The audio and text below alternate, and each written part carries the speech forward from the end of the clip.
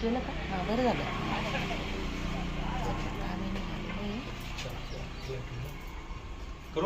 मग फायनली निघालो नाशिकला. तर चाललेली आहे नाशिकला. 3 महिने आता तिकडेच राहणार. आणि आता हे एवढं सगळं सोडून जायला खूप अशी जॉर येते की नाही. मस्त असं आपलं हे फार्म हाऊस. हे बघा, हे बघा, खैरनार सर येत आहे मला सोडवायला. आणि काय ते पुढे तुम्हाला कळेलच. इतके दिवस का ते पण सांगेल. हळूहळू सगळे व्हिडिओ तुम्हाला येत जातील आणि बघत जावा. मग गबरू येते मी. आता दादा आणेल तुला नाशिकला. नंतर बाबा येत आहे उद्या लगेच. आणि सुंदर आहे ना सगळं असं हिरवंगार. आणि आता निसर्गाच्या सानिध्यातून शहरात जायचं आहे. इथे गवत काढलेलं, पाणी भरलेलं आणि ठिबकच्या नळ्या इकडून तिकडे केलेल्या सगळ्या गोष्टी. आणि आता हे सगळं सोडून मी जाते. तर 2 ते 3 महिन्यासाठी खरंच खूप असं नाही वाटत आहे जावंसं.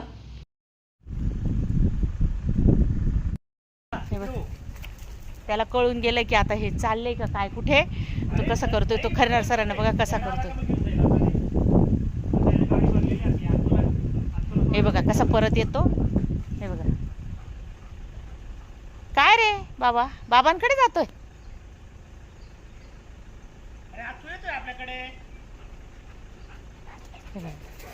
कसा मागे लागला आहे. काय रे बाळा गबरू. हा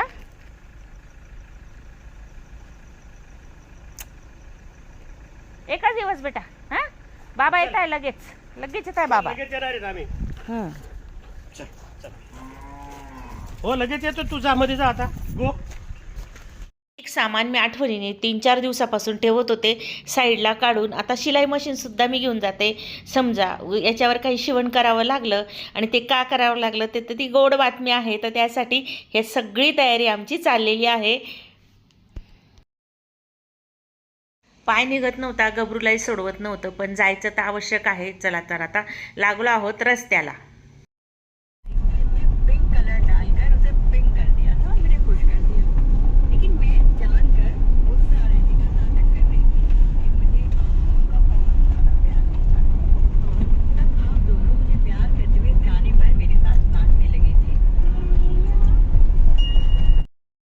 तुम्हाला म्हणाली होती ना मी लगेचच येणार आहे. तर 5-6 दिवसात मी लगेच इकडे आलेली आहे आपल्या नाशिकच्या घरी. आणि आता आपले ब्लॉग इथलेच असतील. मी तुम्हाला नेहमी सांगते, आता प्रत्येक व्हिडिओमध्ये सांगत होती ना. तर आजपासून म्हणजे आता तर रात्री आहे, उद्यापासून ब्लॉग मी सुरू करणार आहे. आता आमचं सामान आणलेलं आहे आपला. म्हटलं तो पहिले तुम्हाला दाखवते की काय काय आणलं आहे. खैरनार सर मला सोडून जाणार आहेत आणि नंतर निखिल दादा, मी, ताई आम्ही राहू आता इथे.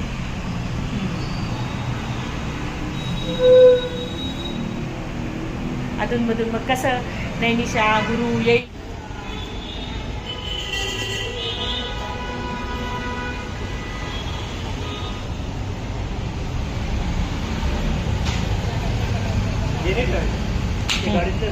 हो का बरं.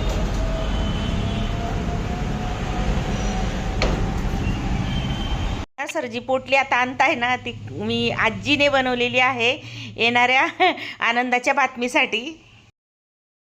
आणि आम्ही सामान उतरवत होतो. घरात मात्र कोण आलेला आहे ते बघा. आम्ही मागच्या दाराने आलेलो आहोत आणि घरी आपल्या कोण आलेलं आहे तुम्हाला आता लगेचच दिसेल. घरात जाताच आवराआवरी आपली चालूच होते नेहमीसारखं अगदी.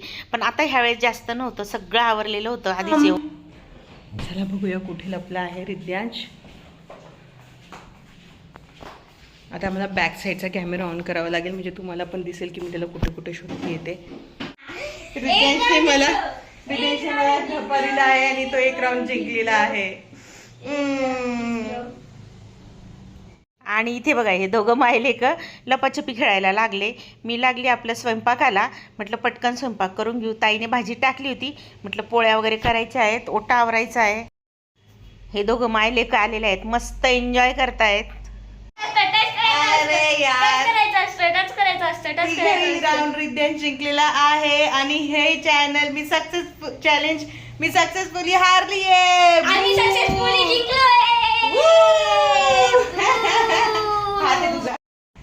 आपल्याकडे कोण आलंय? आहाहा. मी तुम्हाला म्हटली होती ना मी नाशिकला चालली. मात्र आल्यावर मला काही काम नव्हतं. ताईने छान अशी भाजी करून ठेवलेली होती. 2-4 पोळ्या केल्या आणि मस्त जेवायला बसलो.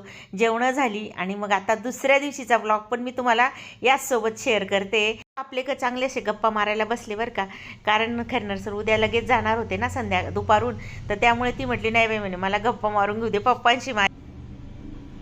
काय करते ताई? आज पप्पांचा उपवास आहे ना, तर मिरच्या करते. मिरच्या उपवासाच्या. उपवासाच्या मिरच्या, हो. दाण्याचं कूट. हा. काय ग ताई काय करते? काही नाही, आज उपवास आहे ना पप्पांचा, श्रावण सोमवार तुझा. तर मग ह्या अशा मिरच्या करते उपवासाच्या. त्याच्यात आपल्याला असं दाण्याचं कूट भरायचं. अशा जाड मिरच्या घ्यायच्या, त्यांना 2 हाफ याच्यात कापायचं आणि परत त्यांना आतमधून चिरायचं. त्याच्यात आपल्याला कूट भरायचं आहे. खूप सोपी रेसिपी आहे पण खूप टेस्टी आहे. पप्पांना खूप आवडतं, तुला पण खूप आवडतं, मला पण खूप आवडतं. बघितलं आज आपल्या किचन मध्ये कोण मस्त असं फराळाच्या मिरच्या करतंय? आपली सोनूताई.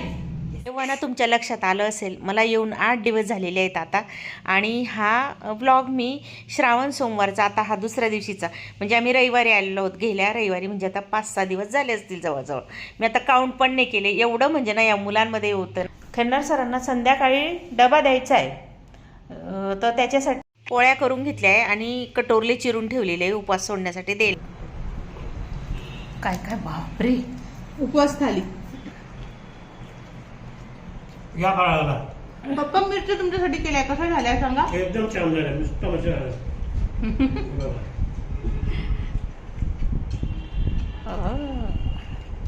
पाऊस चालू आहे बाहेर, म्हणजे झिमझिम जरी असला ना तरी आवाज येतोच. या फराळाला जेवण झालं, आराम केला थोडासा, छान असं मस्त गप्पा मारल्या आणि नंतर चहा वगैरे घेऊन आणि निघालो होतो नर्सरीत जायला. आता नर्सरीत जायचं म्हणजे काय, खैरनार सरांचं आवडीचंच ठिकाण आहे की नाही. आता त्यांना झाडच आवडतात जास्त.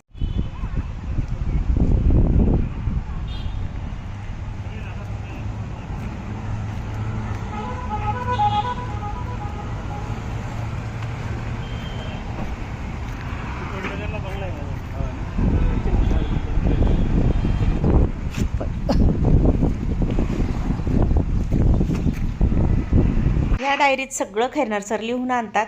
आणि आता बघा मधुकामिनी नावाचं सुद्धा फुलांचं झाड आहे. मधुमालती, मधुकामिनी, जास्वंदी, शेवंती, जगता, सोनचाफा, बकुळा, सगळ्या प्रकारची फुलांची झाडं आहेत. रातराणी. आता इथे बघा किती पूर्ण गाडी भरून घेतलेली आहे. घरच्या कुंड्या पण घेतल्या आहेत इथल्या नाशिकमधल्या. आता इथे कुणाचं लक्ष द्यायला नसतं ना, तर मग सोबत घेऊन घेऊ म्हटलं. विसरले का, मी नाही येते म्हटलं चिखलोळला, मी आता नाशिकलाच राहते.